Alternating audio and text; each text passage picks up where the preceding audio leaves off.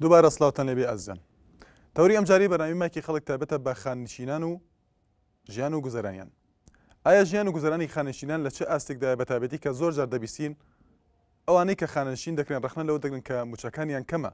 بەرامبەر بە ساڵانی خزمەت کە 30 ساڵە، یاخود هەندێکیان دەڵێن ئێمە زیاترە خزمەتمان بەڵام موچەی خاننشینمان کەمە. هەندێک جار دەبیستین ئەو فەرمانبەرانی کە خاننشین نەکراون دەڵێن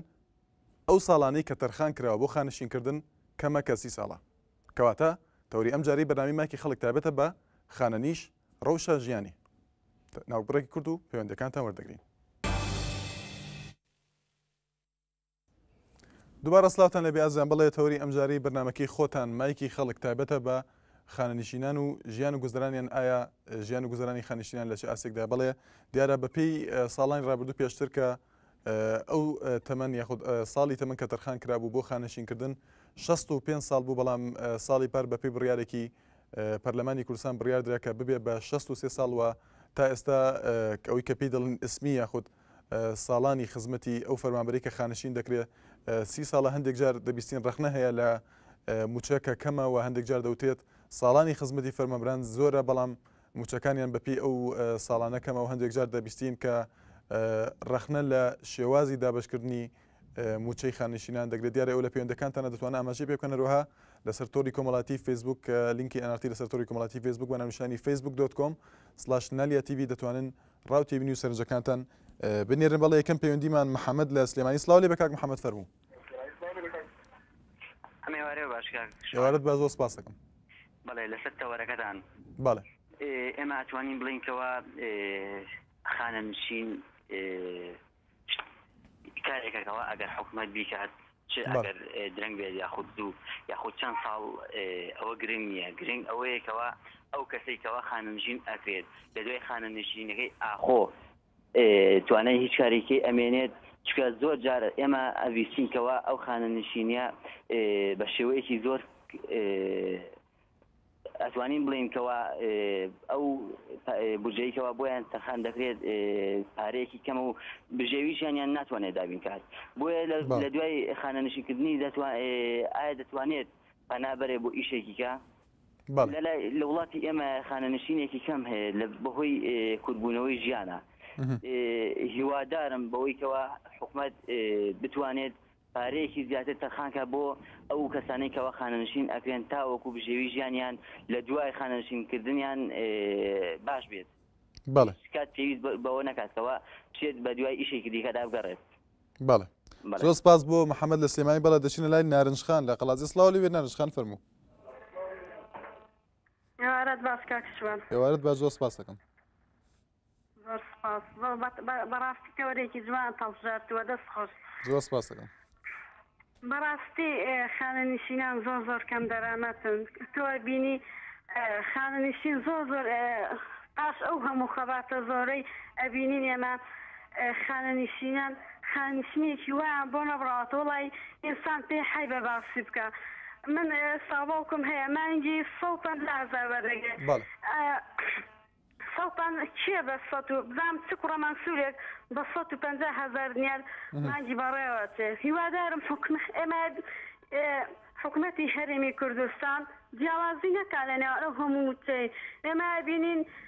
زۆر کەس خەباتی نەکردووە، بەڵام ئێستا بینین بە سپلەیەکی بەرزەوە موچەیەکی زۆر لە حکومەت وەرەگرێت. ئەوە فەرقێکی نانشخان خەبات مەبەستت ئەو کەسانی کە پێشمەرگە بوون پێشتر؟ بەڵێ بێگومان من باوکم ئەگەر دیاری بکەیت کەسێکت هەیە لە ماڵەوە نزیک لە خۆت کە خاننشین بێەوە وەک خۆتەڵی کەمەکە دەڵی 150,000 لەکوێ؟ من پێم بە بەڵگەوە پێتاڵێم کەس هەیە هەتا ئێستا پێشمەرگایەتی نەکردووە. ئەبینین ئەو هەموو موچە زۆرەی بۆ بڕاتەوە بە پلەی بەرز مانگی 7,000 وەرەگرێت. قابل نییە وەڵڵا. من هیوادارم حکومەتی هەرێمی کوردستان تۆزە بەخوا بستەوە، تۆزێ لەو هەموو پروپاگاندەی خۆی بستەوە لەنێو ئەو هەموو چە زۆرەی کە لە نێوان خەڵکی یاکە. بەڵێ سپاس بۆ محەممەد لە سلێمانی. زۆر سپاس بۆ نارنج لە قەڵازی. سپاس بۆ پەیوەندەکانتان. بڵێ سەمیرمان لەگەڵدایە لە هەولێرە ڕۆها ئەیاد لە کەلەکچی. سڵاوتان لێ بێ فەرموو کاک سەمیر. کاک سەمیر گوێت لێمانە؟ بەڵێ کاک سەمیر. کاک سەمیر سڵاو لێ بفەرموو. کاک سەمیر گوێ لێمە کاک سەمیر. بەڵێ دەچینە لای ئەیاد لە کەلەکچی. سڵاو لێ بە کاک ئەیاد فەرموو. بەڵێ کاک ئەیاز لە کەلەکچی فەرموو. کاک ئەیاز زۆر سپاس دەکەم. ئێوارەت باش. الو ئێوارەت باش. ئێوارەت باش زۆر سپاس دەکەم. سەبارەت ئەمەستان بەتەوەرەکە تا خانشین بەڵێ لە کوردستان یعنی خانشین موچەیەکی هەندێک ئەمە بەشیش نەزانی ژیان ئێستا ژیان زۆر یعنی ئەگەر خانشین 30,000 وەردەگرێت 30,000 ئەگە بەشی ڕۆژێکی ناو خواردن ناکە یعنی ئەگە تۆماتە و خەیار ئەم شتانە بگرێت هەیە ناکە تا حکومەت نامەیەک دانێ بۆ ئەو عفوا بۆ کە خانشین دەکرێن عەلەقە ڕاتریان لە 200,000 300,000 زیاتر بێ. ئێستا کە ڕاتریان زیادە کە خانشینی ڕاتبەکان 400 یعنی خانشین ڕاتری 200,000 10,000 30,000 و ئەو بەشی هیچ ناکە. ئەمەش دەگەڕێت دوو ئیدارە. ئێستا حکومەت یەک ئیدارەی بێت بۆ ئەوەی خانشین وچارگرێکە حکومەت پێیان دەدات. زۆر سپاس بۆ کاگەیاز لە کەلەکچی. سپاس بۆ پەیوەندیەکە. بەڵێ دەچینە لای سەربەست لە سلێمانی. هەروەها ئەحمەد لە هەولێر. سڵاتەنێ بەفەرموو کاک سەربەست لە سلێمانی. ئەم کاتە باش کاکە شوێن هەموو کاتێک سپاس دەکەم. وڵا کاکە شە بە نسبەت تەورەکەتەوە بۆ خانشین کردێت لە کاتی ساڵەکەی کێشەی نییە بین لە 65 لە 30 ساڵەکەشا کێشەی نییە. بەس مهم ئەوەیە لە معاشەکە کە بۆی دەرەجەیە بە سیستمێک بیکەن کە لەگەڵ مخەساتیش سەرف بکرێت. نیوەی مخەساتەکە لەگەڵ سەرفکرێت نەک نیوەی ئیسمەکەی لەگەڵاکەسا بۆ مخەسات مەبەستت چۆنە؟ چییە ئەو مخەساتە؟ ئێستا هەیە ختورە هەیە زۆر دایرە هەیە ختورە هەیە مخەساتی هەیە و ئەوانی لەگەڵا نیوەی لەگەڵا سەرف کرێت نەک هەمووی بێ. ئەوە زۆر باشە چکە خانەنشینی وا هەیە تەماشاکەی نەخۆشە ئەو پارەی کە وەرێگرێت بەشی خەستخانە و داو دەرمانەکەی ناکە. ئێستا چەند نەفەر هەیە نەخۆشە خانەنشینیش کراوە لەگەڵ یا هیچی وەرنەگرتووە. لەسەر موچەیەکی کەم خانەنشین دەکرێت ئیسادە لە خانەنشینیەکەشی ناکە. ئەگەر لەگەڵ مخەسات و ختورەکانی نیوەی بۆ سەرف کرێت زۆر شتێکی باشە بۆ هەموو فەرمانبەرێک. بەڵێ باب گوێمان لە تێبینی ئەحمەد بێ لە هەولێر. سڵاو لێ بێ کاک ئەحمەد فەرموو. کاک ئەحمەد ئەگەر گوێت لێمانە. بەڵێ بەڵێ جۆم لێیە. بەڵێ کاک ئەحمەد فەرموو. دەستخۆشی و بەرنامەتان لێ دەکەم تەوەرێکی زۆر جاتە هەڵبژاردووە. زۆر سپاس. دەربارەی خانشینی مۆزەفی 30 ساڵ خزمەت دەکات 250,000 دینار خانیش دەبێت. ئەندام پەرلەمانیشیش 4 ساڵ داوام دەکات 6,570,000 وەردەگرێت. بەڵێ ئەوە کەی قانون ئەندام پەرلەمانەکان قانونی بۆ خۆیان زۆر باشی دادەنێن. و هەروەها 4 حیمایان داناوە ئەوسا ئەوە بە حساب گەندەڵی ناڵن. بەڕاستی ئەندام پەرلەمەکان گەندەڵن. کاک ئەحمەد تۆ کەسێکی نزیکی خۆت هەیە کە کاک ئەحمەد کەسێکی نزیکی خۆت هەیە کە خانشین بێەوە بۆی نمونونەکەمان ئەوە بێت کە موچەکەی کەمیان گلەیەکەی تۆ بگات. بەڵێوەڵا زۆر کەسێ ئێستا باوکم مام هەمووانە خانیژم بە 250,000. ئەگە دیاریکەی ئەوەی باوکو دیاری بکەی لەکوێ خانشین کرا لە سەربەسی وەزارەتێکەوە موچەکەی چەنە؟ ڕۆڵەنجە ئێستا لەو کاتی ئەم سەلا ڕۆژتە معلوماتان دەمێت. بەڵام دەربارەی وەزیر دەربارەی مدیرعام باش ئەوانە کوردستانیان ڕزگار کردووە. ئەندام پەرلەمان کوردستانی ڕزگار کردووە بە هەزاران خەڵک خەڵان شەهیدە بۆ دەربەدەر بۆ لەسەر کوردستانی یانی بۆ ئەوانە هەموو معاشەی وەرگرن. بەڵێ سپاس بۆ سەربەست لە سلێمانی. سپاس بە پلەی وەزیر بە پلەی مدیرعام خانیش کراوە بۆ پارە زۆرەیە. ئەندام پەرلەمانگانی کابینەی پێنجەم. بەڵێ کاک ئەحمەد سپاس زۆر سپاس بۆ پەیوەندیکە. بەڵێ کاک ئەحمەد من حەوەر گرتووە. بەڵێ کاک ئەحمەد سپاس بۆ سەربەست سلێمانی. زۆر سپاس بۆ کاک ئەحمەد لە هەولێر. بەڵێ دەچینە لای هوشیار لە دهۆک. هەروەها سامر لە بازیان. سڵاوتەنێ بێ فەرموو کاک هوشیار لە دهۆک. فەرموو کاک هوشیار. الو برا مرحبا دەستخۆش. مرحبا زۆر سپاس. بێزەحمەت مامۆستای من لە سەرەتای بەرنامە ئاگاداری تەوەرەکەت نەبووم. تەوەرەکە لەسەر چی بوو؟ تەوەرەکە تایبەتە بە خانەنشینان و ژیان و گوزەرانیان ئایا لە چه ئاستێکدایەوە ئەو ڕەخنە و گلەیانی کە هەیە لە ئێستادا گلەی و گازندە لەوەکەن کە موچەکانیان کەمەیان جیاوازە لە نێوان وەزارەتەکان بەپێی ئیسمی یاخود بەپێی ساڵانی خزمەتیان. بەڵێ ڕاستی مامۆستایەکی ئەس یعنی ئەس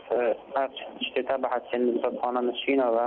هەندێک خۆنانشینەکەی احتیمالە چنێکی یا پەلەکە بۆ ژێوەبەوەکردنەبوون نمونە از بین مازنترین جیاوازی یا نسبت خۆنانشان یا ناپێزین پێشنایەی دەهەی چونکە چەند کەسێکی پێ چەندین ساڵە پێشمەرگەوتووە کرد و نوکەیە ماڵەخۆری نشته بیک و هیچ پلەی بۆ بێتادۆن احتیمالێکی دی پۆستایی احتیمال ئەمە تقریبا 2 ساڵ خزمەتە پێشمەرگەوتیە نینە یا خۆتاقاعات کرد یەشێ معاشێکی یەکجار مازنە بێتخۆڤێنە بوو نمونە یاڵا کەسانی تەرێگوێنە کە خۆتاقاعات کرد و پلۆڕۆیگی پلۆعاقیدی معاشوات یان و چەندین تاقیژ دژی هەنە پێشمەرگەنە خۆتاقاعاتیە 260 زانە بوو نمونە من ئەڤێتە لە ڕاخی خۆش یاڵا کۆنیۆسم بێ چەندێک و یەکای پلاکو باشه دوی و یه تقاعد جیگیره هنده کسی دیجیتای پیش مرگوتی که همیشه را دوجی بجدایی که معاشی و بیمه تفخوده و کلش بخوابش استزار جینا را بیتن بله دچین لای سامر لبازیان سلاو لی بکاک سامر فرمو کاتێ باش براکەم هەموو کاتێک سپاس دەکەم کاکە من دەربارەی با بڵێن ئەو موچەی خانە نیشان و بەڵێ کاک سامر ئەگەر دەنگی تەلەڤیزیۆنەکە کەسکە یاخۆ دووکەویتەوە لی بەباشی گوێم لێت نییە بەڵێ باش بەڵێ دەربارەی ئەو موچەیە کە داهێناوە بۆ خانەنشین هەر هیچ نییە ئێستا من شەخسی خۆم کە مەدامێکی سەنگەڕم لە شەڕی با بڵێن لە شنووری قاچێکم داناوە خاوەن 6 سەرخێزانم 8 سەرخێزانم 6 مناڵم هەیە 5 تەلەبەیە 2 لە متەوەسطی آخر معقولە بە 450 عائیلەیەک بەواژیە خۆم نەخۆشی شەکرەمە نەخۆشی زەختمە چەندی مراجعەتەکەین بە کوردێک ئەم حکومەتە ئەوەی عاید خۆیان بێ ئەوەی با بڵێن سەر بە حیزبی خۆیان بێ هەموو شتێکی بۆکەن بەڵێ کاک سامر خزمەتی تۆ چەند ساڵە کاک سامر خزمەتی تۆ چەند ساڵە بەپێی قسەکەی خۆت کە دەڵێ من کەم ئەندامی سەنگەرم بەڵێ کاکە من خۆم شخصی خۆم کاکە لە 91 و پێشمەرگەم تێگەی لە 2002 لە مانگی هەشتا ئەڵغامم پێ تەقیەوە لە شوێنورە قاچێکم دانا بەڵام بەپێی یاسای خانشین دەوترێت 30 ساڵە تۆ ڕەخنەت لەوەیە کە تۆ 30 ساڵەکە تەواو نەکردو بۆیە بۆیان ئیثباتە من تا ساڵ بووم بۆ ئیشیان پێ بوو ئێستا من قاچێکم دانا بوومە نیوە زەلامێ با بڵێن نیوە بەشەرێ کاکە ناتوانم کاسبی بکەم زەخت لە خۆمەکەم پێت وایە کێشەکەی تۆ پەیوەندی بە پێت وایە کێشەکەی تۆ بە پەیوەندی بە خانشینەوە هەبێ یاخود لایەنێکی ترە لایەنی پەیوەندیدارە خۆ لایەنی حزبیان کێشەکەی من پەیوەندی بە حکومەتەوە هەیە حکومەت خانەنشین بیت یان کەمەندان بی یان شەهید بی تا ساغی ئیشی پێێتە ئەگینا ئەمانە حکومەتی حزب مەبەستم ئەوەیە ئەمانە حکومەتی هاوڵاتی نین حکومەتی فەقیر نین حکومەتی ملت نین براکەم تێگەی ئەنجا ئێمە چی بڵێن تا ئەم حکومەتە نەگۆڕێ نە خانەنشین نە کەسوکاری شەهید نە کەسوکاری کەمەندامان کەس با بڵێن نەجاتی نابێنە معانەتە خێزانم کاکە من 5 کچە کاکە کوڕە گەورەکەم تەمەنی 3 ساڵە من بس آسيا آخر معقولة كراكو كاتبي كباني شبك بروني وشو بيرو باشا زماني صدام كأيانوت بعد كلا فكابرك كمان دام سنجربو تيجي خوشتني جياني هبو بلا كاك سامر بلا ولا سر بيرو راي جواز بلا كاك سامر هي ودارم محاربة ما كان أولي كاك سامر بلا قسەکان گەیشتی وادارم ئەو لایەنەی کە پەیوەندی بە چارەسەرکردنی کێشەکەی تۆ بەگوێ لە تێمینەکانی تۆ بێ بڵێ سپاس بۆ وشیار لە دهۆک سپاس بۆ سامر لە بازیان بەڵێ ئازان هیوا و کاک حوسێن لە سلێمانی سلااو دەڵێن بێ کاک هیوا فەرموو وەزوی بە قوربان سپاس سپاس بەڵێ فەرموو کاکە گیان ئەلو گوێ لە دەنگمە بەڵێ گوێم لە دەنگتە بەڵێ وەزوی بە قوربان سپاس من دەستخۆشی تەوەرەکە و لە یەکەم شتێکی جوانە بە هیوامەوە کە هەموو تەوەرێکی گرنگ بورشێنن کەوا بتوان ئەو خەڵکە ناڕزایەتی خۆی و ئەو خەمی کە لە دڵیەتی لە ڕێ ئەم تەلەڤیزیۆنی ئێوە بتوانانی بگەێنە با کەسی لێ پرسا بەڕێزەکەم منەمێ باسی ئەو بکەم من ئێستا خۆم کەسێکی نزیکی زۆر نزیکی خۆم لە بە خاتی یەک مانگ خانەنشینی تاویان نەیاوەتێ ئێستا لەبەرەوە ینی قەناعەتی خۆم وایە ئەو کەسە بەو پارەکەمە ناڕوا بەڕێوە بەڵام ئەوەی ڕاستی بێ نازانم کاگی وامە بەست ئەوەی یەکمان کەسی ساڵەکەی تەواو نەکرد بێ یەکمان ببوورە ئەو لە خزمەتی بڵین وەک چۆن بڵێ کارگوزار بۆ لە کاتی خۆیان 15 ساڵ و بەخوازم 14 ساڵ و 10 مانگە یا 11 مانگە شتێکی وایە لەبەر ئەو یەک مانگە بۆیان نەکردەوە بە خانەنشینی تاو ئەدەم سازار شتێکیان لێ بڕیوە لەبەر ئەوە ئەجا بەڕاستی ئانی تۆ دیقەت بە کەسێک 14 ساڵ 10 مانگ یاخود با بڵین 15 ساڵ خزمەتیە بێ گوناح نیتۆ لە بە خاتی مانگێک معاشی تەواوی نەیتە ئەی بۆ 15 ساڵ تۆ خزمەتت کرد و هێنات و برد و ئیش و کاری پێکرێسا لە بە خاتی مانگێک تۆ نەتوانی ئەو کەسە نزیکی تۆیان وتە برادەرمە نەجان ئافرەتە و زۆر نزیکیشمە بەڵێ بەڵێ هیچ هاتشوی کردووە بۆ ئەوەی بە دوای معاملاتە بچێت کە چی بۆ بکرێت بۆ ئەوەی کە دوو مانگی بۆ حسابکەن لە چ لایەنێکی پەیوەندیدار توانیوێتی کە بچێت معاملاتی خۆی تەواو بکە یان داواکاریەک پێشکەشکە؟ ئەوەی کە من ئاگادار بم باوەڕکە هیلاک بوون اینجا لەگەڵ ئەوەشا بە کورت و مختصری ئافرەتەکە خەسوومە ئەویان خەزورمە 6 ساڵ خەزورم 36 ساڵ خزمەتی هەیە ئەمەی کە لە دوای ئەو خزمەتەکە ئیکەن و تەواو بن کە تەقاوە دەکرێن پارێکی بە کۆمەڵیان بۆ ئەگەڕێتەوە لێم ببوورە کە نازانمەوە چی پێڵن ئەو پارە کۆمەڵە مجموعەیە کەسی زۆرن باوەڕکە هیچ لێ پرسیارێک نەماوە لە لای یەکێتیەوە بڵن کە ئەوان لە سنووری یەکێتیا تەقاوت کراون نەچوێتنە لایەن کە ئەو پارەم بجێڕ حتا وەکو ئێستا یەک زەلام نییە جوابیان باتەوە ینی زۆر شتێکی نەحەقیە زۆر زۆن بە هەموو حەقێکیشە چێتە لای هەز لێ پرسیارێک ئەڵێ کاکە تۆ حەقی خۆتە ئێ باش ئەگەر حەقی خۆەتی بۆچی نایەنێ باوەڕکە لاانەیە بڵێم باوەڕکە لاانە بڵێم 20 جار زیادر چۆتە هەولێر خوا ئاگەی لێ بەڵێ کاک هیوادارم لایەنی پەیوەندیدار گوێ لە تێبینەکانی تۆ بەسپاس بۆ پەیوەندیەکەت هیوا لە سلێمانی بڵێ دەچینە لای حوسێن لە سلێمانی سڵاو لێ بێ کاک حوسێن فەرموو کاکەم کاتێ باش هەموو کاتێکت دەستخۆشی چاوەڕەکەت لێ یەکەم زۆر سپاس من خۆم تەقاوتم تەقاوتی جامی هەم مەکانیکیش بووم لەوێ 31 ساڵ و 11 مانگم هەیە 13 ساڵی خزمەتی پێشمەرگەیم هەیە بە هەموو شتێکەوە اینجا لەگەڵ ئەوەشا 18 ساڵی ئەمانیشتم هەیە لەگەڵ ئەوەشا هیچ شتێک بۆ نەکردو من هیچیان بۆ نەکردو چۆنیان هیچیان بۆ نەکردووی کاکسێنی موچەت هیچ موچەت نییە؟ یان تەقاوتیم هەیە تەقاوتێکە زۆر کەمە ئەو تەقاوتی کە ئەیەن بەشی مناڵێکی خۆیانە چەند وەردەگری چەند کاکەمالەکە گوتی وەنی ئاوەکەی ناکە هیچی وەکو من مانگی 250 نارێ بۆ بڕیمەتەوە بە 8 سەرخێزانەوە مانگی 250,000 مانگی 250,000 بۆ بڕیمەتەوە جا ئەوە ئەگەر معاشی تەقاوتوێ هینەکانی خۆیان تەقاوتی چەندی بۆ بڕنەوە باوکی باوکم ئەمانە نەسە میریان هەیە نەویشدان جایتر داوەتان لێ یەکەم بەشم شتێ بکەن بۆ ئەو فەقیر و هەژارە بەڵێ سپاس بۆ پەیوەندەکەت کاک حوسێن لە سلێمانی سپاس بۆ پەیوەندەکەت هیوادارم لایەنی پەیوەندیدار گوێ لە تیبینەکانی تۆ بێ کە دەڵێیت خانشینی زانکۆم زیاتر لە 31 ساڵ خزمەتە هەیە بەڵام موچەکەی 250,000 بەڵێ دەچینە لای ئیسماعیل لە سلێمانی سڵاو لێ بە کاک ئیسماعیل فەرموو زۆر سپاس کاک شوانجان دەستخۆشکەری بەرنامەکە لێ یەکەم زۆر سپاس هەروەها سڵاو لێ بێ کاک هەرێم لە هەولێر بەڵێ کاک ئیسماعیل با گوێمە لە تیبینەکانی تۆ بێ بە کاک شوانجان دەستخۆشکەری و بەرنامەی و لێ یەکەم زۆر سپاس دەکەم بەڕاستی حکوومەتەکەمان فەقیرەکە یعنی ئەوە بە خانە نشینەکانەکەن بەڕاستی یعنی ئەو کەسانە حەقی خۆیانە داوای مافی خۆیانەکەن بەڵام حکوومەتەکەمان هیچ بەروبووێکی نییە ئەم وڵاتە بەڕاستی گوێ لێ براکەم ئێستا ئەوەیە ئەگەر ئەوان خۆیان بە باوکی ئەو میلەتە ئەزان ئەگەر ڕاست ناکەن و درۆ ناکەن دادێن داوەشکەنەوە بۆ خەڵکە دادێن کێشەی ئەو خەڵکە حەلکەن بەڵێ کێشەکەی تۆ چییە کاک ئیسماعیل تۆ من خۆم بەڵێ کاک شوانجان من کوڕێک داوای پلەیستێشنێکەکە تێگەی داوای پلەیستێشنێکەکە توانام نییە خیرەتی ئەوم نرسم قەرزیکەم بۆی بکڕم خۆت خانە نشینی کاک ئیسماعیل نا خانە نشین نیم جا ئێستا پرسیارەکەت لێ یەکەم ئەوان حەقی خۆیانە بەڵام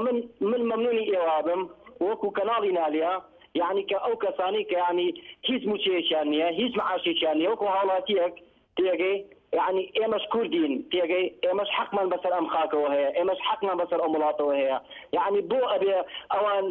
خۆیان لە هەموو خۆشی ژیانێکا بشین یعنی هەتاکەی ئەم مەسئولانە ئاوەڕڵەو هەموو گەنجەنەیانە من خۆم ساحەبی شتێک و 4-5 مناڵم من کێشەم نییە من مشکلم نییە من ڕۆژی بە 15,000 شەکەم 15,000ەکەی خۆم نیان بە هەموو سەر و سامانەکەی هەردوو دەسەڵاتێکی یەکێتی و پارتی شەردەوەی بەسەر بەرزی ئەژیم شەردەوەی خەڵک دەستم بۆ درێژ ناکە بەڵام زۆر بەداخەوە بەیان کە ئاوەڕڵێ کەسێکی فەقیر نایەنەوە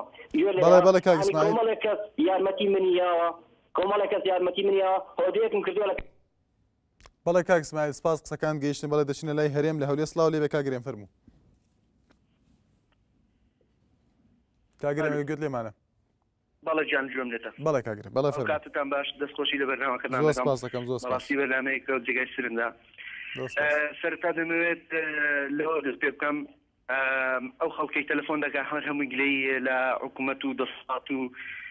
یعنی بە جۆرێک لە جۆرەکان بەڵام دەمەوێت ئەوە بڵێم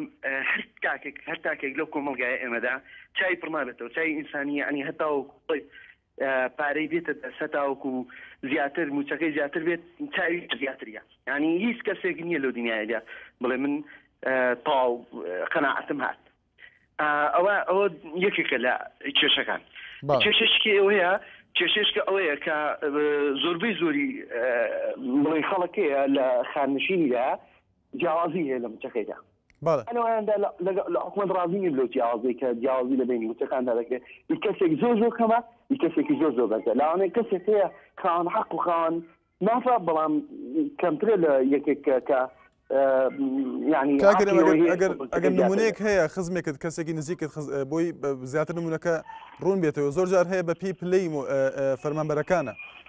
وانە پێێت هەندێک جار بەپی اسمیە کە پێی دەوترێ اسمی خۆ ساڵانی خزمەتەکان وڵی هەندێکی بەپی پلەکەی نهاتەوە ئەمن لەوانەیە هەندێک شت ئاڵەت بیپم بەپی پلەکەی بۆ نهاتەوە موچەکە وەک پلەکەی نەبوو بەڵام زۆر کەسی شەیە زۆر کەسێ مەعاشی زۆر باشیە هەچاوی لە زیاترە بۆ نمونە 800,000 وەردەگرێت دەڵێ موچەکەم کەمە 450,000 وەردەگرێت لەگەڵ ئەوەشدا کاریکەی هەیە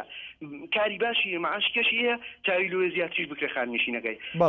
ئەوەش ناگەڕێتەوە سەرەوەی کە حکومەت لێرەدا کەم ئەوەیە چگە ناکرێ ئەمە هەموو کەم و کورتەکان گەڕنیەوە بۆ حکومەت و هەموو چاوەکان حکومەت تێدا تاوانبار بێ هەشە خەڵک تێدا تاوانبارە بەڵێ سپاس بۆ هەرێم لە هەولێر سپاس بۆ پێیەندەکەت بەڵێ دەچینە لای گوڵاڵە لە سلێمانی هەروەها جومعە لە تەکیە سڵاوتان لێبێ فەرموو گوڵاڵە خان زۆر سپاس دەکەم بۆ بەرنامەکەتان تەوەرێکی زۆر جوانە زۆر دەمێکە تاوەڕێی تەوەرێکی ئاوازن و لەبەر چاوی عالەمەوە بیبینێ من پێنجم ناڵەم هەیە و مێردەکەم ئەمری پای کردووە 220,000 وەرەگرم 220,000 کە کاتی ئەو ئەسکەر بووە بەغا و بەسڕە و دیوان و نەدەفی کردووە ئەی ئەوانە لەکوێ بوون بۆ ئەوانە دەنیان نەبوو ئێستا بەوەی گوڵاڵە خان 220,000 هی مێردەکەت بەڵێ هی مێردەکەم وەرەگرم لەکوێ فەرمانبەر بووە چەند ساڵ خزمەتی هەبووە وەڵاهی ئەسکەر بووە جوندی مکەلەف بووە لە بەسڕا و بەغا و نەجەف و کەربەلا تەقاوت ئەسکەر بۆی تر نەخۆش بۆ سەعی دەرچووە ئێستا ئەوش نەماوە لە ژیانە خۆم و پێنج مناڵن ئایا بە 220,000 ژیان ئەبرێتە سەر وانە زۆر سواسانەکەم بۆ بەرنامە زۆر دەمێکە تاوەڕ شتێکی وای زۆر سپاس باگوێمانە تێبینی جومعە بێ لە تێکە سپاس بۆ پەیوەندیەکەت گوڵاڵە خان فەرموو کاک جومعە ێوارەت باش زۆر سپاس دەکەم وڵی سەبارەت بە تاوەرەکەت دەستخۆشی دیەکەم زۆر سپاس دەکەم منیش هەروە کەسێک خانەنشینە کەسێکی نزیکم فەرمانبەری ڕەسمی حکومەت بوو ویستان کە خانەنشینی بکەن دوایەوە کە ئەو چەند ساڵە موچە زیادی کرد هەستان 2 ساڵان بێ وتیانە وایە پێشتر خانەنشین بکرایتە لەبەرەوەی موالیدەکەت گەورە بوو 2 ساڵان وەکو خزمەت بۆ حساب نەکرد وتیانە وایە پێش 2 ساڵە تۆ موچەی خانەنشینی دووەربگرتیانە وەکو موچەی تەواو بەشێت دەوامی تەواویشان پێ کرده بوو لەکوێ دەوامی کرد بوو چەند ساڵ خزمەتی هەبوو تقریبا لەسەری 20 ساڵەوە خزمەتی هەبوو لە قوتابخانەی لەوانەی تەکیە دەوامی کرد کوێی تەکیە بەڵێ بەڕێبەرەکەش ئاگداری نەکردبووەوە کە توکاری خانەنشین تا ئەگەر بەشی خۆیەتی پەروەردەی چەمچەماڵ ئەستان تقریبا 6 ملیۆن قەرزاریان کردەوە بەڵێ کاک جومعە سپاس بۆ پەیوەندیەکەت چەند ئەملاولا ماکرە تاوەکو وتیان قەرزارەکە لێ خۆش دەبین بەڵام ئەو 2 ساڵە بەشە بێ فەرمانبەری ڕەسمی حکومەت وتیان 2 ساڵە و خزمەت حساب ناکەین بەڵێ سپاس بۆ پەیوەندیەکەت جومعە لە تەکیە سپاس بۆ پەیوەندیەکەت بەڵێ ئازان پەیامنێرمان لە باژاری دۆک چەند چاپێکنی ئامادە کردەوە با پێکەوە بیانبینین خودی هەمید مەغدورن غەدرێکۆ مەزن یعنی حقیقەتەن کەس پرسیارە متەقاضی نەکرد ئەرێ وەڵ ئۆستێ مەعاشی هەمی تشتی ینی چ بۆشی تێنینە خودی هەموو 5 سادێژی بۆ صرف کرد بەوەی یەت خەلکێکی دیەمە بەس 5 ساده تقاعد ما كيما بارانا هذا ما غير هرب هاي 220,000 تشينا ترى تشتكي ناكت ايجار خاني يجي ترى ناكت امريكا اصل اشغالي بيم قلت من اكينا كنا عسكريه اما عندي هوا زفرين ام شلون ايكي قلت من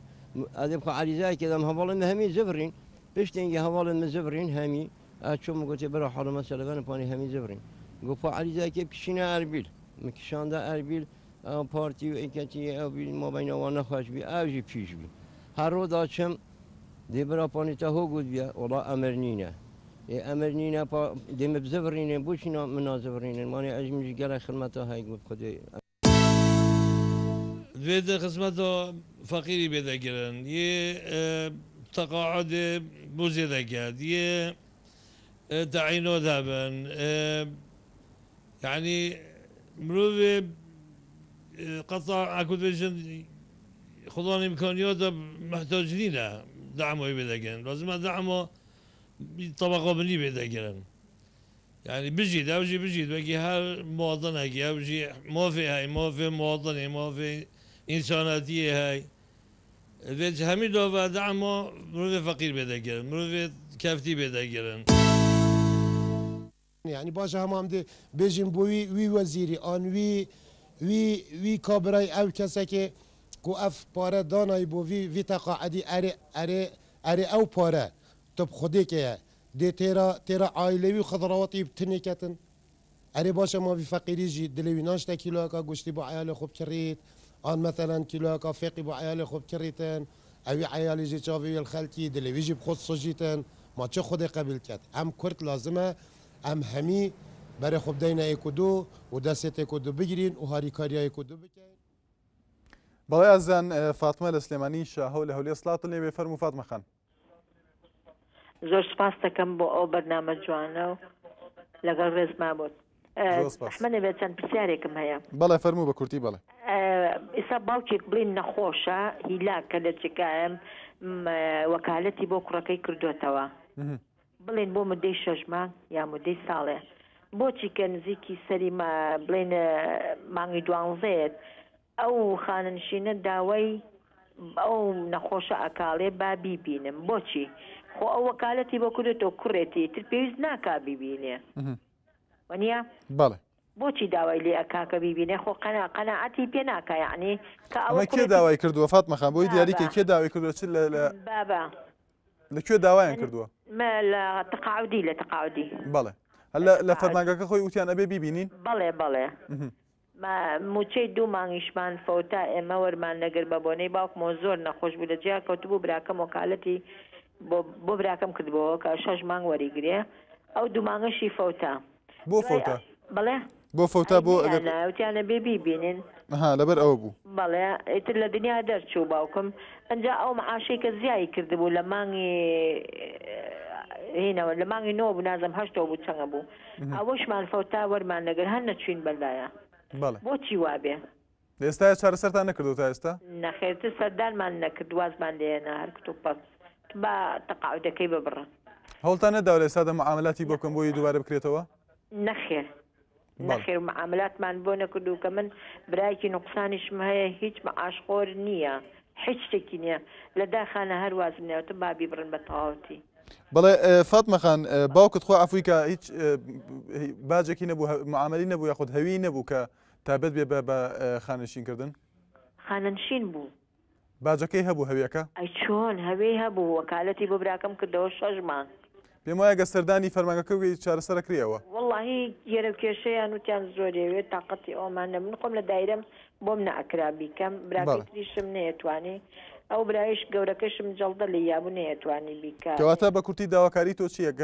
داواکاریم ئەوەیە بە ئەوە دووبارە نەبێتەوە نەک بۆ من با بۆ هاوڵاتیانی تریش با دووارم نەبێتوانێ حکومت چاوی لەو کەسانە بێ کە داما و ناتوانە ئەبێ بەبەتانی بیبێ بۆ تەقاعودی کە بیبینێ وەنیە کە وەکالەتێکی تازەکاتەوە ئەو کوڕێتی قابلە قەناعەت بۆ کوڕێنەکە ئەی وەنیە بەڵێ کەواتە با گوێمان لە تێبینی شاهۆ بێ لە هەولێر سڵاو لێ بێ کاک شاهۆ فەرموو زۆر سپاس لەو کارتان باش زۆر سپاس دەکەم هەموو کاتێک دەستخۆشیان بەرنامەتان دەکەم لەبەوەی ئەم بەرنامە گشتیە زۆر سپاس بەڵێ هیواداری سەرکەوتوو بن زۆر سپاس دەکەم دەربارەی ئێمە ینی بەرپرسەکان هەر حسابی خۆیان دەکەن وەرەزان هەر ئەوان ژیان دەکەن و هەر ئەوان کوردستانیان ڕزگار کردووە ئەی مۆزەفێک بە 250,000 ساڵ خزمەتی هەیە خانینیش ئەبێ کاک شاهۆ ئەگەر خۆت تەقاعود یا خانەنشینی خۆت وەکو نمونەیەک باسیکەی موچەکە چەنەوە لەکوێ خانەنشینی کراوی خەڵکی زۆر خانیش کراوە من بۆ خۆم پێشمەرگەم موچەی پێشمەرگەشی نییە 320,000 دینار با مەسوولێک بێ 320,000 دانێزان ئەژیا بە 320,000 بۆ خۆشیان های لای سەفەرەکەن بۆ ئەوروپا زەوکیان هەڵدەسێت زانم بەغدانەوە ئێستا دەچنە ئەوروپا و ئەمریکا و پێشوەکەش خۆی بەسەریوە هیچ نیشێشی بۆ ناکەن سفی پاش فاریزێ بە شای دیژ ناڕۆ بەڵێ سپاس بۆ پەیوەندیەکە سپاس بۆ فاتمە مەسوولان لێ فکر لە هینی کوڕنکەوە بەڵێ کاک شاوە سپاس بۆ پەیوەندیەکە سپاس بۆ فاتمە لە سلێمانی شاهۆ لە هەولێر بەڵێ قادر لە شارباژێر هەروەها سەردار لە هەولێر سڵاوتانە بێ فەرموو کە قادر زۆر سپاس دەکەم زۆر سپاسی ئەم دانیشتانەکەم زۆر سپاس من مفەوەزێکی پلێشی خانشین بە وەدایز ناخۆم بەڵێ 29 ساڵ خزمەتم 250 دینار معاشمە 250 دینار 29 ساڵ خزمەت لەکوێ 29 ساڵ خزمەتم هەیە لەکوێ وەدایز ناخۆ لە بەرگری شارستانی ناخۆ بەڵێ بەرگری شارستانی بەڵێ ئەنجا 250 دینار معاشم هەیە خانشینەکەم بەڵێ بەڵێ کاکا ڕخنە و داواکاریەکەی تۆ چییە؟ وشەکەت کەمە؟ بەڵێ زۆر سپاس باگوێمە لە تێبینی سەردار بێ لە هەولێر سڵاو لەبێ کاک سەردار فەرموو زۆر سپاس بەڵێ کاک سەردار کاک سەردار لە هەولێر بەڵێ کاک سەردار گوێت لێمانە؟ بەڵێ کارت باش هەموو کاتێکت باش کاکە حاڵکوە زۆر سپاس دەکەم برا بەنسبەت ئەوی موسیقانیشین ئێستا من باب 36 ساڵ خزمەتیە 36 ساڵ خزمەتی هەیە ئێستا معاشەکەی 285,000 بەڵێ بەڵێ برایەکیش هەروە تەقاعد بووە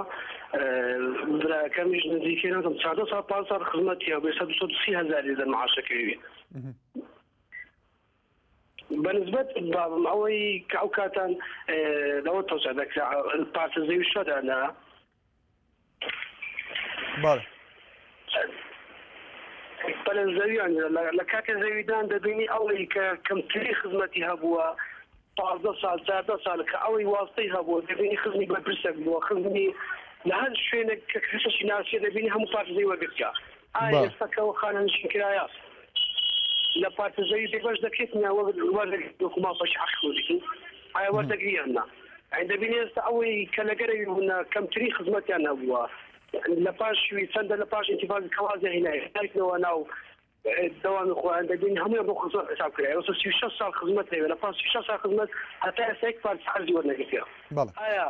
دەکاتە ماتوو خۆی هەدا ئەو عەرزە وەردەگریتن بەڵێ سپاس بۆ پەیوەندیەکە سەردار لە هەولێر سپاس بۆ پەیوەندیەکە هەروەها سپاس بۆ قادر لە شارباژێر بەڵێ حاجیمان لەگەڵدایە لە سلێمانی هەروەها ڕێبوار لە سلێمانی سڵاتە نەبێ فەرموو کاک حاجی بەڵێ سڵاو لێبێ دەستخۆشی بەرنامەکە لێ زۆر سپاس دەکەم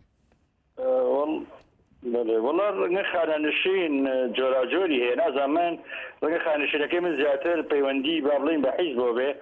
من وەک خۆم تقریبان نزیکی 7 ساڵ بۆ 8 ساڵ شۆڕشی پێشوە با بڵین پێشمەرگە بووم لەگەڵ هەڵگرسانەوەی شۆڕشی نوێ من خۆم لەگەڵ هێزی پێشمەرگا بەڵە کەمتر پێشمەرگەم وەک پێشمەرگە بەڵام زیاتر لە شانەی چەکداری و کۆمیتە و مەڵبەد و ئارێشم کردووە بە بەردەوامی ئەمە لە خەتەرا بووین یعنی بۆ شارباژێر بۆ قەیوان ماوات بۆ کوێ نامەبردن نانبردن هاوکاری ئەنواشت یەکێکی لەوانە کە دوانە بڵم چەندی کەسی ڕفیقمان ئیعدام کرا چەندی کەسمان سجنی سیاسی بوو بەڵام لە هەمووی سەیترەوە بوو لە ساڵی 92 بۆ 93 کە وردە کوردستان بەرەو شەڕی ناوخۆیی ڕۆی من وەک خۆم تۆزە تێبینیم هەبوو پاڵم لێەوە زۆر جابانیان کردمەوە بۆ کۆمیتە نەچووم بۆ کۆمیتەکە دانیشتم دوایەوە هاتن لەسا زەما دڵخۆشیم بەرەوتیان هەیە ڕسممان بەرێ هەویەکرد بۆکەین بەڵێ باشە منی ڕسمشتمدا هەویەکیان بۆیە ناموتیان ئەماوی تەقاوتە بۆ کراوە باش ماوەی تەلەفۆنێکم بۆ وتیان بۆ ناچی بۆ مەعاشکە مەعاش بواتوە منی لەو کاتە چووم بۆ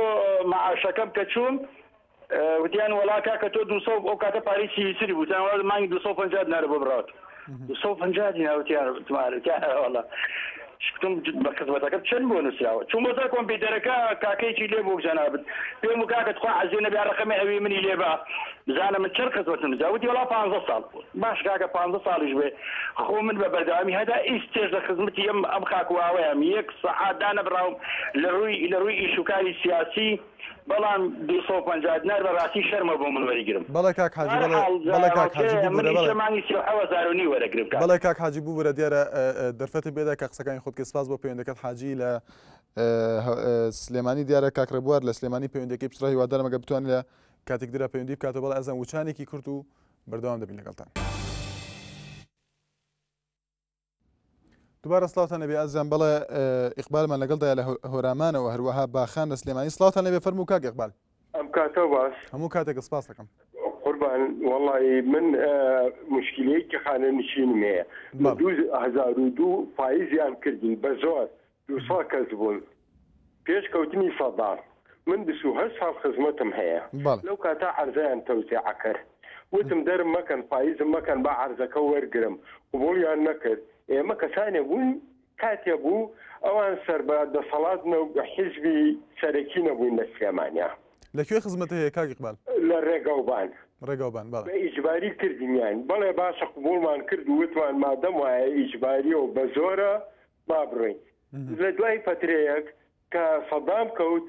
مەجموعەیەکیان گەڕانەوە لە ڕێ ڕێخستنەکانەوە حیزبایەتی. وەڵا ئەوە بۆ من نەکرا چوومە لای شێخباییس کە 1 سەعات کوردایەتی نییە 1 سەعات. بەڵێ بان ناو نەهێنی کاک ئیقبال بان ناو نەهێنی بەڵێ. حەقیقەت تەدمیری کردین چی نەوێت. جا دوای ئەوە وەکو پێم وت ئەوانە گەڕانێتەوە بۆ من ناگەڕێنیتەوە. وتی ئێمە خەڵکمان لە جادا هەیە ناگەڕانمانەوە بۆ تۆ ناتی. دوو سێکە ڕەچوومە لای هەر بۆی نەکردم لە عەرزە لە هەموو شتێک تەقاوەتی کۆنم مەحرومم. اینجا نازانم تر یعنی من هەر بە تەمای ڕۆژە لە ڕۆژانی عادەم بە حەقی خۆم تەقاوت بم و مەرحەی خۆم وەرگرم. باشە ئەمە چۆن قانونێکە ئەمە چۆن حکمێکە ئەمە تێناگەم. بەڵێ کاک ئیقبال. اینجا ڕێی تۆ چییە و چیاڵێ؟ بەڵێ سپاس کاک ئیقبال. بەڵێ ئەگەر لەگەڵ بەشی کۆنتترۆڵا بمێنیتەوە بۆی ژمارەکەی تۆ وەرگرن پەیوەندیت پێوە دەکەین کاک ئیقبال لە هەورامان سپاس بۆ پەیوەندەکەت. بەڵێ باخانمان لەگەڵدایە لە سلێمانی. سڵاو لێ بێ باخان خان فەرموو. هەموو کاتێک سپاس دەکەم. بێز ئەحمەد من کچێکی شەهیدی کارەبام. بەڵێ. باوکم 27 ساڵ خزمەتی هەبوو لە داوامی ڕسمیە کارەبا لیا گیانی لەدەستا. بەڵێ. باوکم لە ڕێگە ڕووناکردنەوەی شارەکەمانە بوو بەڵام بە موچێکی کەم خانە نشین کراوە سەر ڕێ ئەوەش حکومەت قەرزاری کردوین. چەندە موچەکەی؟ موچەکەی 375,000 75 قەرزەکەی لێبڕێ بە بڕی 7 ملیۆن قەرزاری کردوین. بەڵێ. قەرزەکەش لە موچەکە بڕێت ئایا ئەم موچە بەشی ژیانی ئەمڕۆ خێزانێکی بێ باوکو کەم دەرامەت ئەکات؟ بۆیە داواکاری ئێمەش وەکش هەموو شەیدانی سەنگەر و هەموو شەیدەکانی تر حسابمان بۆ بکرێت بەڕاستیانی شەیدەکانی ئێمە خراوەتە لاوە هەمووی شەر بۆ شەیدانی سەنگەر ئەکرێت. بەڵێ باخان خان لە سلێمانی سپاس بۆ پەیوەندیکەت هەروە سپاس بۆ کاک ئیقبال لە هەورامان. بەڵێ ئازان پەیامنێرمان بێز عوسمان چەند چاپێکوتنی ئامادە کردووە لە شاری سلێمانی با پێکەوە بیان بینی. هزار وەرەگرم ئەگەر خانوم نەبووایە و ئیشم نەکردایە 220 دینار بەس چیەکە هەر ئەڵێن زیایەکەن زیایشیان نەکردووە بە ساڵن بە تەلەڤیزیۆن زیایەکەن دووبارە زیای ناکەن ئەڵ مانگی 12 زیایەکەن تقریبا 25 ساڵ خزمەتم هەیە لە تەربیە خزمەتم کردووە هەر خۆم تەقاویت کرد لە 93ەوە.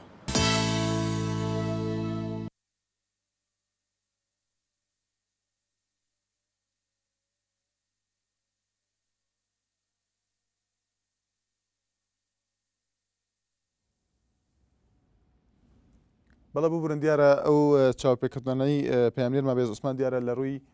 تەکنیکۆ کە دەنگەکەی ئامادە نەبوو ئەگەر هاتوو ئامادە بوو ئێمە دەتوانین دووبارە دابەزینەوە. بەڵە ئەزان دیارە ئەو ڕزۆربەی ئەو ڕخنانەی کە هەبووە زیاتر لەسەر کەمی موچەی خانشینانە کە زۆربەی بەشداربووان باسی لێو دەکەن هەروەها چەند بەشداربوویەک باس لەو دەکەن کە تا ئێستا موچەی خانشینیان بۆ نەبردرا وەک کاک ئیقبال لە هەورامان باسی لێو کرد کە دەڵێت من 28 ساڵ خزمەتم هەیە لە دائیرەی ڕێگاوبان. بەڵێ ئێستادا ئەزان چاپێکوتنەکانی پەیامنێرمان بێز عوسمان ئامادەیە با پێکەوە بیان بینین. بەڕاستی ئێستا خەڵک وای لێ هاتووە حەلەوانی حەز نەکا خانە نشین بێ لەبەرەوەی معاشێکی زۆر کەمە پێی ناژی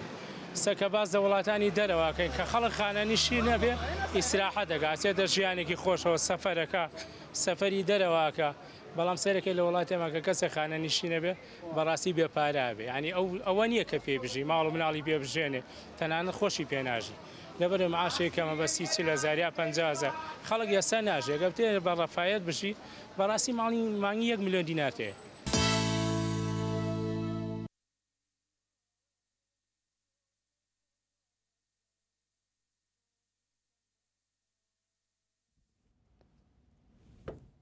بەڵێ بەرزان ببرن دیارە دووبارە لە ڕووی دەنگەوە ئەو چاپێکەوتنانە ئامادە نەبوون بەڵێ ئازان دیارە ئەوەی پێشتر ئاماژەمان پێکە زۆربەی بەشدار بووان ئاماژە بۆ دەکەن کە لە ئێستادا موچەکانیان کەمە بەپی ساڵانی خزمەتی خۆیان هەروەها کاک ئیقبال هەورامان کە یەکێک بوو لە نمونەکان پەیوەندی کرد دەڵێت لە ئێستادا بە هیچ شێوەیەک موچەی خانشینی بۆ نەبردرا بەڵێ ئازان ئەو کەسانی کە پەیوەندی دەکەن ئەگە بتوانن یەکسەر خۆیان ئاماژە بۆ بکەن وەکو نمونێک بینەوە کە خۆیان لەکوێ خانشین کراونەوە موچەکانیان چەنە بۆ ئەوەی گلەی و گازدەکانیان بە باشی بگات بە لایەنی پەیوەندیدار بەڵێ عەبدولکەریممان لەگەڵدایە لە پەیوەندیەکی تردا عەبدولکەریم لە هەولێرە وسڵاو لێ بە کاک عەبدولکەریم فەرموو زۆر سپاس دەکەم هەروەها ئەحمەد لە هەولێر زۆر سپاس دەکەم بەڵێ کاک عەبدولکەریم 21 ساڵم خزمەتەیە پۆلیسی بەڵێ این پۆلیسی هەتا تا 7 ساڵە خەریکی معاملەی خانەنشینم بۆم نەکراوە بۆم نەکراوە 7 ساڵیش پێشمەرگایەتیم هەیە هەتا کوێسە فکرێک خانەنشینیم بۆ دەرنەچووە سەردانی هیچ لایەنێکت کردووە دائیرەیەک شوێنێک بۆ ئەوەی بۆ بکرێ هەتاکو ئێستا سێ چوار کتاب لە ئەنجومەنی وەزیرانە هەتاکو ئێستا جوابێکیان ناوەتەوە پێ بەڵێ بەڵێ کاک عەبدولکەریم هیچ مستەمسەکاتی معاملاتی تۆ ماوە کە خزمەتە هەبووە پێشتر وەکو بەڵگەیەک بەڵێ قوربان هەموو شتێکم هەیە بە بەڵگەوە کە قساکەم بەڵێ بەڵێ کاک عەبدولکەریم هیوادارم لایەنی پەیوەندیدار گویان لە تیمینەکانی تۆ بڵێ دەچینە لای ئەحمەد لە کەرکووک سڵاو لێ بە کاک ئەحمەد فەرموو باش هەموو کاتێکت سپاس دەکەم وەڵام من کەمەندامی سەنگەری زێرەبانی مەتای سەماعەشەکەم 250 بەڵێ لە شەڕی ناخۆیە بریندارمەوە چەند ساڵ خزمەت شمێ تا 250,000 وەرەگرم و تا لە هیچ شتێ سوودمەند نەبوو بەڵێ داواکاری معاشەکەمان بۆ زیاتر بەڵێ سپاس بۆ پەیوەندەکەت کاک ئەحمەد لە کەرکووک هەروەها عەبدولکەریم لە هەولێر بەڵا زەندیارە ئەو دوو پەیوەندیە دوا پەیوەندی ئەڵقەی ئەمجاری بەرنامەی ماکی خەڵک بوو دواوێزگەی بەرنامەکە خوێندنەوەی تۆڕەکانی تۆڕی کۆمەڵایەتی سەرنجەکانی تۆڕی کۆمەڵایەتی فەیسبووکە کە چەند تێمنێکمان بووەوە دیار یاسین دەڵێت دیارە ئەوە پێشنیازی تەوەری بنکە و یاخود پیسبوونی ژینگەی کردووە لە کوردستان هیوادارم ئەگە بتوانێت بەباشی دیاریکە کە چکە پێستر ئێمە تەورێکمان هەبوو لەسەر پیسبوونی ژینگە ئەگە دیاریکە بۆ ئەوەی بە هەند وەربگیرە بیکەین بە تەورێک هەروەها کاژی جەلا دەڵێ زۆر باشە و لە خانەنشینی ئاورێکیان لێ بنەوە شتێکی باش هەروەها نزار حەمە سەدیق دەڵێت خاننشینی پێویستە بڕێکی باش بارە بدرێت بەو کەسانی کە تەمەنیان تێپەڕێت لە کارکردن ئەو کەسانە لە کوردستان و دەڵێت کە لە کەرتی گشتیدا کار دەکەن هیوادارم حکوومەتی هەرێم خاننشین بۆ کەرتی تایبەت دابین کات ئەمە وا لە دەستی کار ئەکات بەرەو کەرتی تایبەت بڕاتوە لەسەر کەرتی گشتی کەم بێتەوە هەروەها سیوان ئەحمەد دەڵێت سەبارەت بە تەورەکەتان بەداخەوە خاننشینان ئەو معاشەی وەری دەگرن بەشی مەسروفاتی خێزانەکانیان ناکات بە تایبەتی ئەو خانەنشینانەی کە پێش ساڵی 2010 خاننشین کراون دەڵێت موچەکانیان زۆر کەمترە لە چاو ئەوانەی کە لە ساڵی 2010دا و دواتر خاننشین دەکرێن هەروەها لاڤا محەممەد دەڵێت خاننشین پارەکانیان زۆر کەمە و گوناحن بەخواوە دەڵێت بەشی بژێوی ژیانیان ناکات دەروەها دوای چەند ساڵێک هەوڵ و هیلاکی حەق نییەوە بێت بۆ دەڵێن دەڵێت کەواتە با بڵێن حەق لەکوێ هەیە هەروەها ئەلجیکی محەممەد دەڵێت دیارە بە عەرەبی نووسێتی من تێنەگەیشتوم هەروەها بڵند ئەنوەر دەڵێت هیوادارم موچەکانیان زیاد بکرێت چونکە ئێمە وڵاتێکی دەوڵەمەندین هەروەها خێتر ئەدیب دەڵێت دەستخۆش بەڕێزان پێویستە موچەی ئەوان زیاد بکرێت هەروەها هاوڕێ فاروق دەڵێت کوردستان ئەگەر ئاو نەمێنێ ڕەنگەوامان لێبێت بەنەوە هەروەها هاوڕێ فاروق دەڵێت نەوتی خۆمان بشوین ئێستا موچەیەکی ڕەمزی بۆ خانەنشیندانەوە من تێنەگەشتم بۆ تێبینی هەروەها پێی وایە یا دەڵێت ڕەنگە بەشی دەڕۆژ نەکات چکە زۆر بەداخەوە کە وڵاتەکەمان بەدەست نەزانەوەی هەروەها بڕواری جۆری دەڵێت بابەتەکەی ئێوە زۆر گرنگە سپاس دەکەم دەڵێت داخازە منج حکوومەتی هەرێمی کوردستان کەسێن نافزاڵ فەچوویان خانەنشین کەن و موچەیە باش بدەتێ هەروەها مەبەستەکەی ئەوەیە کە موچەکانیان زیاد بکرێت کە دەڵێت کەم هەروەها ڕەنجە ئەمین دەڵێت سڵاوی گەرم لە ئێوە سپاس دەکەم زۆر بەداخەوە خاننشینانی کوردستان زۆر فەرامۆش کراون و بەپێی ئەو توانە و هێزی کە بەخشیویانە لە کاتی دەوام و هەموو ناخۆشیەکان ئێستا تۆڵەیان هیچ بۆ نەکراوەتەوە من تێناگەم تۆڵەکەمە بەستی چێروها دەڵێت بۆ نمونە باوکم 41 ساڵ خزمەتی کردووە و مامۆستا بووە بەڵام ئێستادا دیارە پێی وایە کە موچەی خانشینەکەی کەمە تێبینێکی زۆر درێژە بەڵام لەبەر سەرنجەکانی تر ناتوانین هەمووی بخوێنێنەوە هەروەها تاقانە دەڵێت سڵاوتان لێبێ من ئەم تەوەرە بە گرنگ دەزانم پێم وایە حکوومەت خانشینەکانی پێشگوێ خستووە لە دەوڵەت و کەسێک لە ئەوروپا کەسێک خانشین بکرێ ئەوسا ژیانی دەست پێ دەکا من هیوادارم ئەو کەسانی خانشین دەبن بەکارێک خەریک بن چونکە ئەو کەسانی خانشین دەبن لە ماڵەوە خەفەت دەخۆن ئەمەش ژیانی کورد دەکاتەوە هەروەها ئارێزهاز دەڵێ من باپیرم لە ساڵی 1960ەوە بەدواوە مامۆستا بووە بەڵام ئێستا تەمەنی دیارە دەڵێت کۆچی دوای کردووە خانشینەکەی ناگاتە 120,000 هەروەها سەهەند کاکە دەڵێت لە سەرەتا پێم وایە بۆ کە خانشین شتێکی باشە بەڵام لە کارە باشەکانە بەڵام سەد حیف کارێکی ئەو حکوومەتەمان نەدی کە گەندەڵی تێدایە ببێ بە دەرز و ناکرێت لە هەموو خۆپشاندانەکانە دیارە زۆر تێبینەکەی دوورە لە تەورەکە تەنها شتێکی نووسێ دەڵێت کە سوکاری دەسەڵات دار و مەسوولەکان کران بە خانشین و خەڵکی فەقیر هەروەک خۆی بۆیە دەڵێم لە خۆزگە نەکرایە باشتر بۆ هەروەها فەرمانکردنی دەڵێ من ئەوم پێ باشە کە حکوومەت بەخۆی دابچێتەوە و موچەی خانشینان زیاد کاروا دیاردانە دەڵێ خانشین کارێکی باشە بەڵام لە وڵاتە لەم وڵاتێن بە جۆرێکە کە نەبێت باشترن چونکە زۆربەی ئەوانەی وەری دەگرن لە کۆنە جاشەکانن و دەڵێت ئەوە شایانی گەورەکردن نین و دەبێت دوو ڕۆژ ئەوانەی کە موچەوە دەگرن دوو ڕۆژ سەرە بگرن بۆ ئەوەی 1500 کە سەرە دەگرن وەک دەڵێت لە وەرگرتنی موچەکانە بەڵام ئەزان دیارەوە دو تێبینیەکی سەرنجەکانی تۆری کۆمەڵایەتی فێسبوک و لێرە داهاتینە کۆتایی مەڵقەی بەرنامی مایکی خەڵک سبەینە هاوکارم هەکانێلی لەگەڵتان دەبێت بۆ تەوەیەکی گەرمتری بەرنامەکەی خۆتان مایکی خەڵک هەرشاد و سەرفەراز بن.